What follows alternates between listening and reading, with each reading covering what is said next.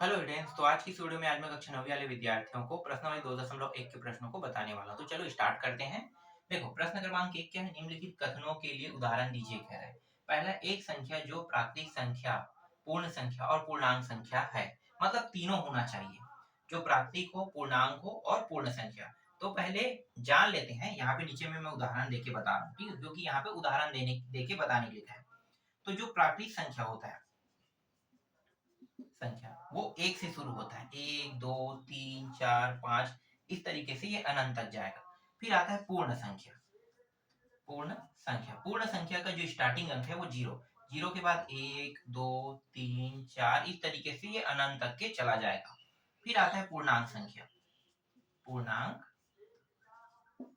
संख्या पूर्णांक संख्या जो होता है, जैसे यहाँ पे बीच में जीरो है, इस साइड प्लस एक को लिखेंगे और इस साइड माइनस एक को लिखेंगे।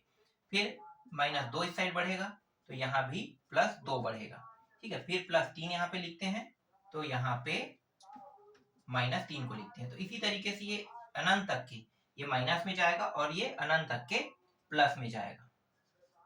तो प्राकृतिक संख्या, पूर्ण संख्या, पूर्णांक संख्या समझ में आ गया। अब हमें यहाँ पे संख्या बताना है जो प्राकृतिक, पूर्ण, पूर्णांक और तीनों में शामिल हो।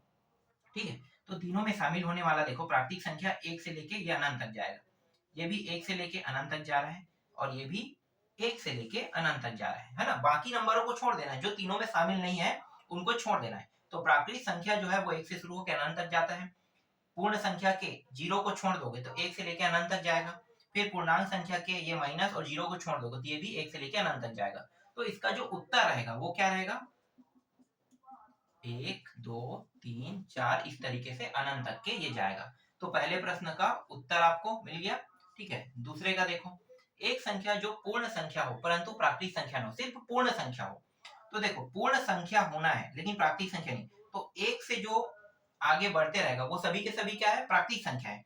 ये भी प्राकृतिक संख्या के ही मान कहलाएंगे, लेकिन जीरो यहाँ पे प्राकृतिक संख्या में शामिल नहीं होता, इसलिए इसका उत्तर क्या होगा? जीरो होगा।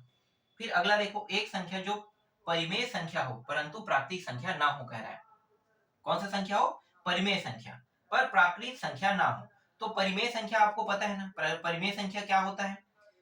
परिमेय संख्या, यहाँ पे जितने भी नंबर है जीरो को छोड़कर सभी परिमेय संख्या है, चाहे ये माइनस में हो चाहे प्लस में हो, है ना, चाहे ये माइनस में हो चाहे प्लस में हो। मैंने शुरू वाले क्लास में बताया था ना, जब पहला वीडियो जब मैं इसका अध्याय 2 का बता रहा था, तब मैंने बताया था कि जीरो के अलावा ये माइनस वाले भी परिमेय संख्या है और ये प्लस वाले भी परिमेय संख्या है, लेकिन जीरो नहीं है। तो यहाँ भी उत्तर क्या आएगा?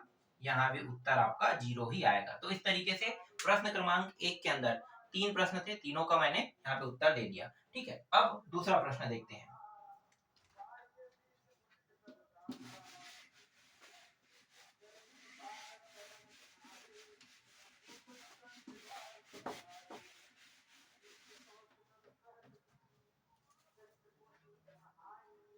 दूसरा प्रश्न है, 6 व 7 के बीच तीन परिमेय संख्या ज्ञात करना।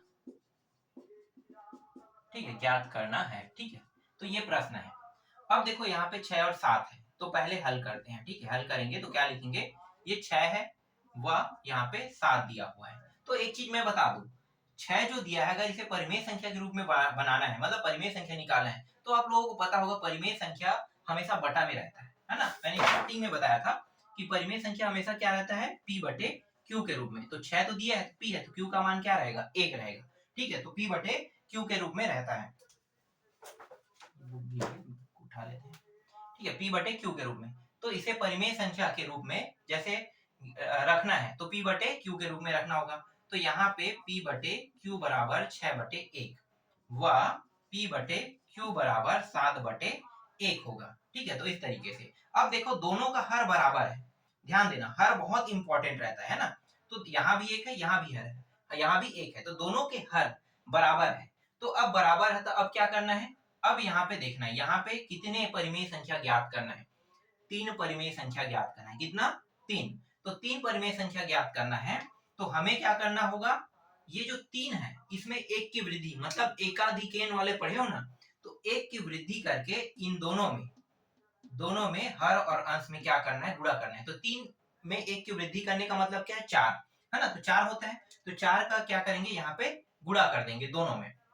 तो यहाँ पे लिखेंगे ये जो दोनों है इसे समीकरण 1 नाम दे दो, समीकरण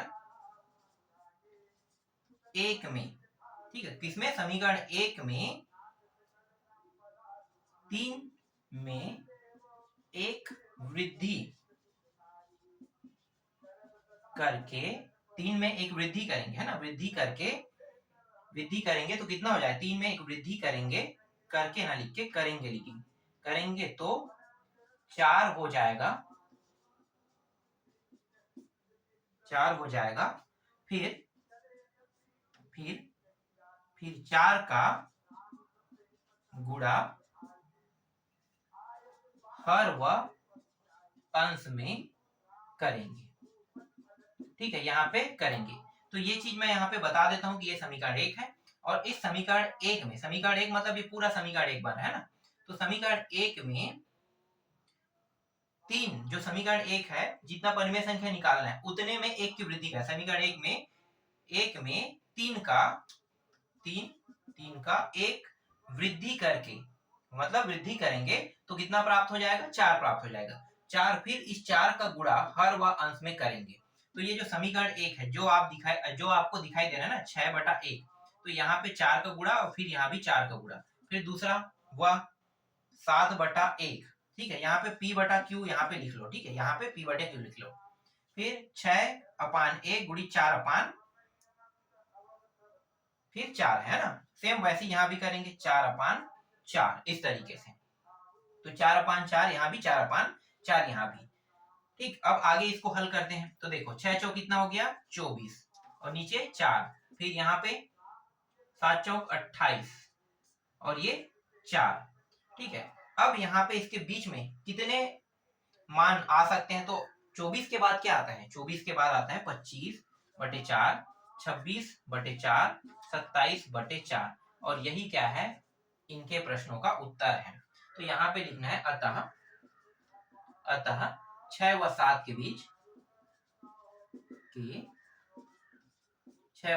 बीच 3 परिमेय संख्या, 3 परिमेय संख्या कौन कौन से हैं, 25/4, 26/4 और 27/4 होगा, ठीक है। तो इस तरीके से ये जो आपका दूसरा प्रश्न है ये पूरा कंप्लीट होता है, ठीक है, ये समझ में आया, बहुत ही आसान है, बस आपको देखना है हर को, हर बराबर है तो हम कुछ नहीं करेंगे, ठीक है, बस करेंगे क्या, ये जो 3 है, 3 में एक वृद्धि करना है, हर में ऐसी करना है, 3 कहेगा तो 3 में एक वृद्धि, अगर ये 4 कहता तो 4 में एक वृद्धि करके इसे 5 कर देते, ठीक है, यहाँ पे 4 लिखते 5 कर देते, फिर इस 5 का गुणा ऊपर नीचे करते, तो इस तरीके से निकाला जाता है, ये इसका तरीका है परिमेय संख्या ज्ञात करने का। तो 6 व 7 के बीच अगर परिमेय संख्या ज्ञात करने के लिए कहेगा तो कैसे करना है, ऐसे, ठीक है। तो ये तो दूसरा प्रश्न है, चलो दूसरा तो आसान था ना, चलो आगे प्रश्नों को देख लेते हैं। तो जो अगला प्रश्न है उसको देखते हैं, तो पहले मैं इसको मिटा देता हूँ।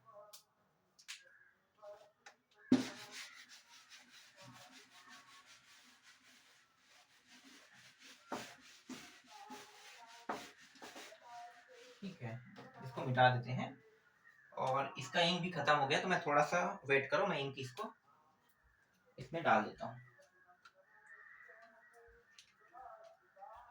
ठीक है, इसमें इंक भी भर देते हैं।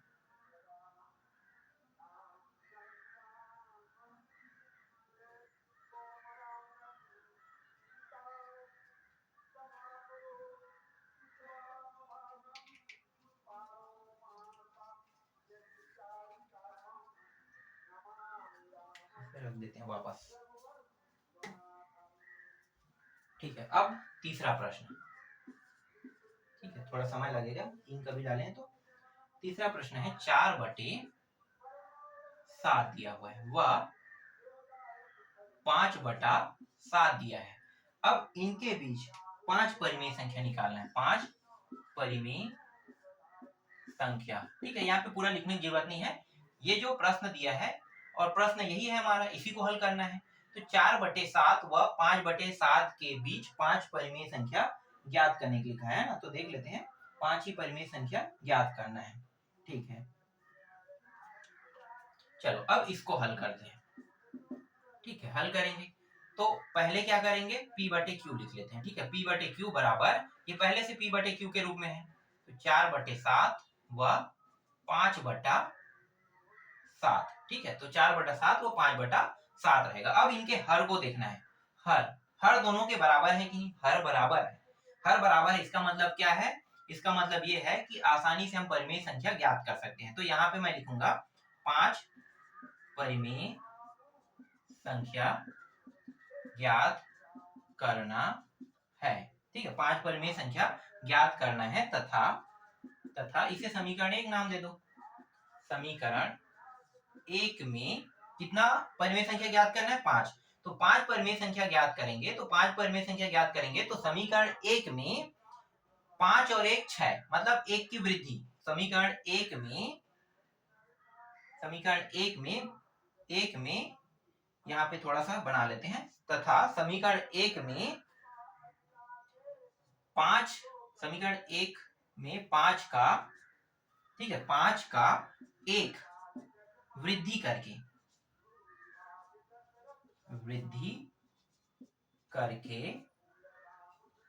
हर व अंश में गुणा करेंगे।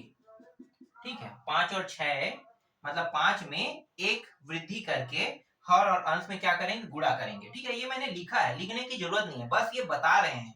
ठीक है, ये इतना इंपॉर्टेंट नहीं होता है, हल करना ज्यादा इंपॉर्टेंट है।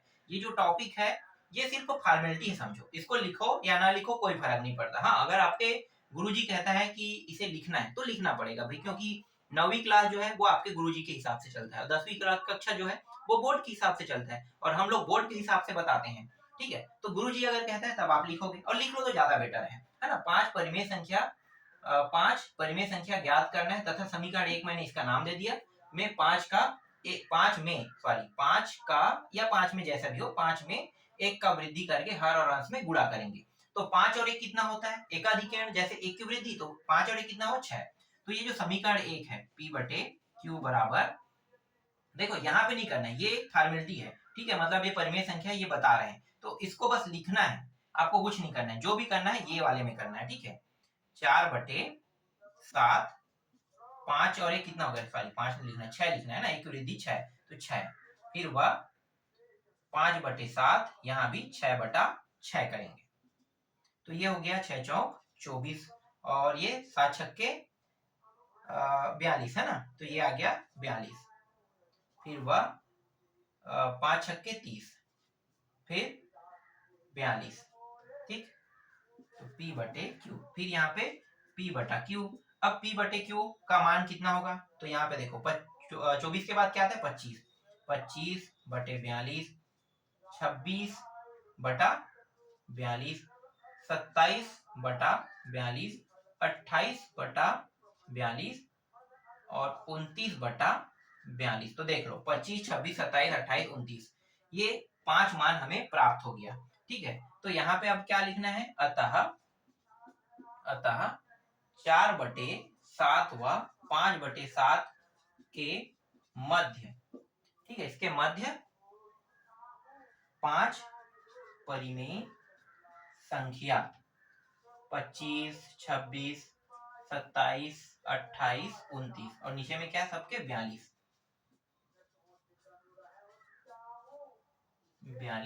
है।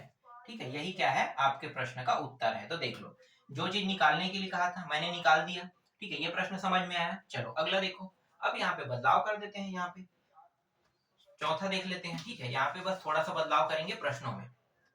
तो जो चौथा प्रश्न है 2/3 और 3/4 दिया हुआ है। 2/3 व 3/4। देखो यहाँ पे अब हर अलग हो रहा है ना, और कितने परिमेय संख्या ज्ञात करने के लिए कहा है? 3 इस बार। ठीक है, तो यहाँ पे थोड़ा सा बदलाव करेंगे, यहाँ पे थोड़ा थोड़ा बदल देते हैं, पूरा बदलने की जरूरत नहीं है।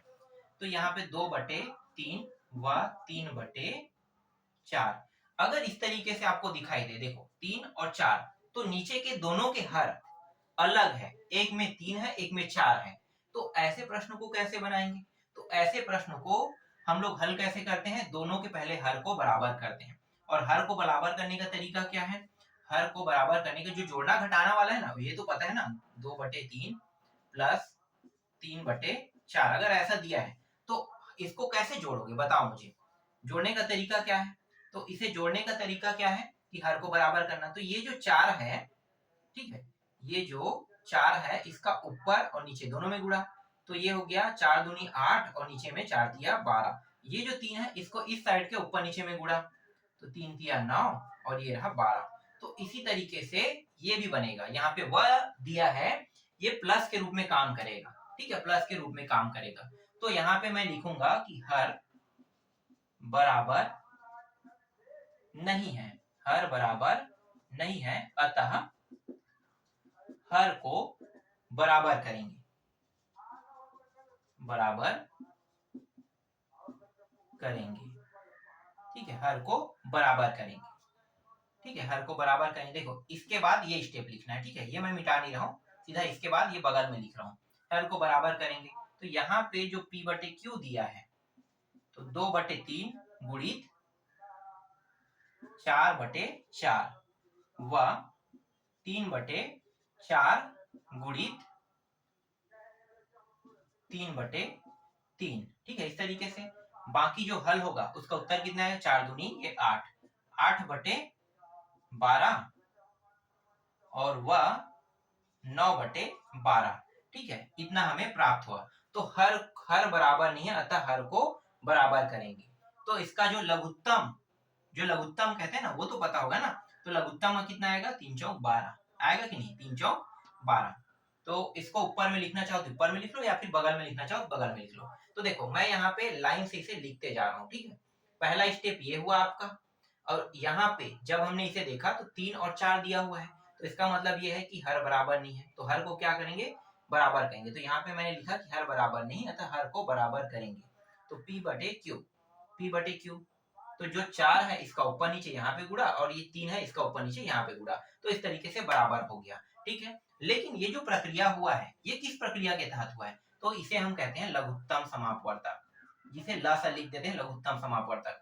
इन दोनों हर का गुणा कर दो, कितना होगा, 3 चौक 12, ये रहा 12, बस ये लिखना है, इन दोनों का गुणा कर देना है, बस कुछ नहीं करना है, गुणा करना है। 3 चौक 12 लघुत्तम समापवर्तक आया। तो देखो यहाँ पे जो मान आ रहा है हर का, कितना आ रहा है, 12 आ रहा है, ठीक है। तो इस तरीके से आपको बताना है। फिर अगला स्टेप पे आते हैं। अगला स्टेप क्या है, 3 परिमेय संख्या ज्ञात करने वाला। तो यहाँ पे 3 लिखेंगे, 3 परिमेय संख्या ज्ञात करना है तथा समीकरण 1। अब समीकरण 1 कौन बनेगा, ये वाला समीकरण 1 बनेगा, ठीक है, ये स्टेप समीकरण 1 बन रहा है। तो समीकरण 1 में 3 का एक वृद्धि करके, जो 3 दिया हुआ है 3 में एक वृद्धि करके हर व अंश में गुणा करेंगे। तो 3 में एक वृद्धि करेंगे, कितना हो जाएगा, 4 होगा ना। तो 4, तो यहाँ पे ये सारे मान मैं मिटा देता हूँ,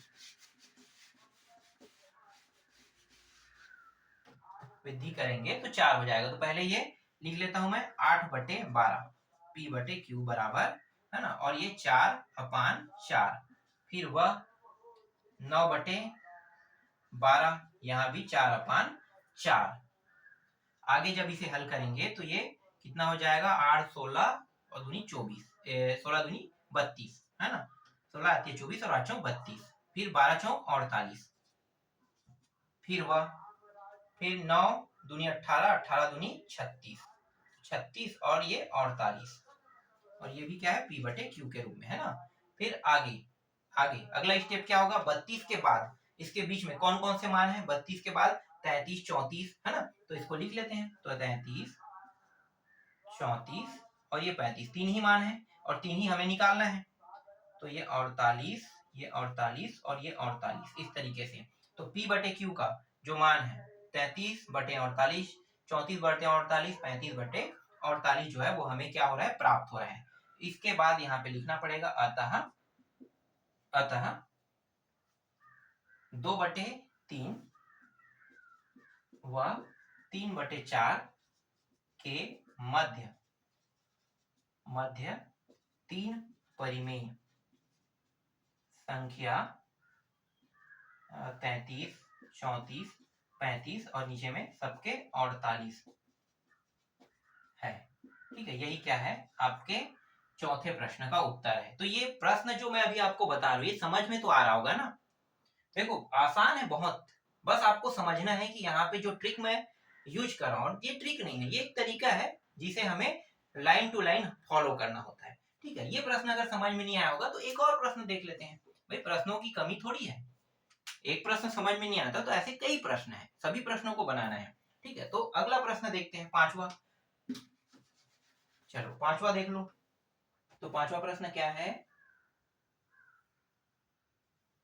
एक मिनट, कहाँ है पांचवा, हाँ यहाँ पे है। -1 और 2 दिया हुआ है, यहाँ पे दिया है -1। ऐसे ऐसे प्रश्न है कि नहीं, ये अलग है क्या, ये -1 और 2 दिया हुआ है, ये तो अलग है। चलो कोई बात नहीं, इसी को बना लेते हैं, -1 व 2। और इसमें कितना परिमेय संख्या निकालना है, 4। ठीक है, 4 परिमेय संख्या। तो देखो अब इस प्रश्न में क्या करेंगे, यहाँ पे नीचे में हर आपको दिखाई नहीं दे रहा है। ठीक है, ये वाला स्टेप हटा देते हैं क्योंकि इसकी जरूरत पड़ेगा ही नहीं, इसमें हर जो है वो बराबर आ रहा है ऑटोमेटिकली, तो ये वाला पूरा स्टेप हट जाएगा। ठीक है, अब यहाँ पे पूरा मिटा लेते हैं, ये वाला भी मिट गया, ये वाला भी मिट गया। ठीक है, ये पूरा मिटा देते हैं। ठीक, अब देखो यहाँ पे क्या है, -1 दिया है, -1, तो इसे कैसे लिखेंगे, 1/1 लिखेंगे, व इसको कैसे लिखेंगे, 2 को 2/1। कितना परिमेय संख्या निकालना है, 4, तो इसे 4 कर देते हैं। यहाँ भी कितना करेंगे, 4, 4 में एक वृद्धि करेंगे, है ना, तो एक वृद्धि करेंगे तो 5 हो जाएगा। यहाँ पे मैंने लिखा नहीं है, बस एक वृद्धि करेंगे, उसी वृद्धि अंक का यहाँ पे गुणा कर रहे हैं। ठीक है, तो सबके अपने अलग अलग तरीके होते हैं बताने का, समझाने का, बस आपको समझ में आना चाहिए, और जो हल कर रहा हूँ वो भी आपको अच्छे समझ में आना चाहिए। ठीक है, तो चलो आगे हल करते हैं, p/q, फिर -1/1, कितना हो जाएगा, एक वृद्धि करेंगे 4 में तो 5, 5 और ये 5, ठीक, व 2/1, फिर यहाँ भी 5 और 5। अब इसको आगे हल करते हैं तो ये हो गया -5 और नीचे में भी 5, फिर 5 दूनी 10 और ये 5। ठीक है, अब देखो इनके बीच कितने सारे अंक निकल के आ रहे हैं, बहुत सारे अंक है ना, तो बहुत सारे अंक है, तो यहाँ पे -5/5, तो इसको लिखेंगे -4/5, फिर -3/5, फिर -2/5, फिर -1/5, फिर 0, फिर 1/5, 2/5। देखो अब ये यहाँ से हो गया, अब ये प्लस की ओर बढ़ते जा रहे हैं ना, 4 3 2 1, फिर 0, फिर 1 2, इस तरीके से ये बढ़ते जाएगा। तो 0 को तो नहीं लिख सकती क्योंकि 0 परिमेय संख्या नहीं होता, तो 0 को हटा दो, फिर 3/5, 4/5, है ना, तो इसी तरीके से ये कहाँ तक जाएगा, 10/5, मतलब 9/5, इसके एक कम कितना है, 9/5। तो ये जो परिमेय संख्या है, ठीक है, ये हमें ज्ञात हुआ। तो यहाँ पे सिर्फ 4 का था, लेकिन 4 से ज्यादा ज्ञात हो रहा है, तो 4 से ज्यादा ज्ञात हो रहा है तो भी हम यहाँ पे इन सभी को उत्तर के रूप में रखेंगे। क्यों रखेंगे, क्योंकि ये सभी के सभी -1 और 2 के मध्य आ रहा है ना, तो यहाँ पे आपको लिख लेना है, अतः -1 व 2 के मध्य कितना, 4। ठीक है, 4, और जगह तो नहीं है, ऊपर में लिख सकता हूँ, परिमेय संख्या। ठीक है, फिर इन सभी को लिखना, ये सभी है। ये रहा आपका 5वें प्रश्न का उत्तर। तो इस तरीके से 5 प्रश्नों को मैंने अभी आपको बता दिया, बाकी जो प्रश्न बचा है उसको मैं नेक्स्ट वीडियो में बता दूंगा। तो आज की क्लास में बस इतना ही, बाकी जो बचा है उसको नेक्स्ट क्लास में देखेंगे।